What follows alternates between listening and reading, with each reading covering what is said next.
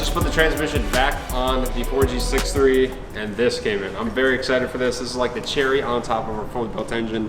This is a Fluidampr. So this is a performance crank pulley.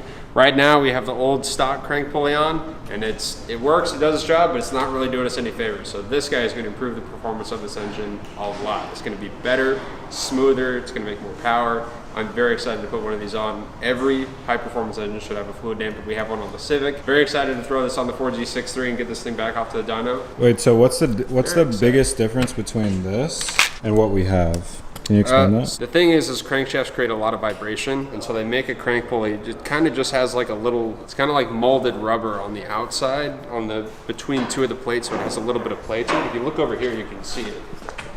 So that line, it's molded. It's two pieces of metal like molded together with rubber, and it does the job very well. So this is supposed to dampen some of the vibrations that are created by the engine, because you have primary balancing and secondary balancing, and sometimes balancing, especially when you have a low cylinder count engine, tends to be a little bit more rough. That's why, you know, everyone talks about the big V10s and V12s being smooth, is because they have a lot of cylinder firing all the time. They have more cylinders. This is more split up because every 90 degrees of crankshaft you have a cylinder firing, so it creates more vibration. So this does the job just fine, but this is designed to be a performance. So it's got viscous silicone inside, which does a much better job than the elastomer on the factory pulley.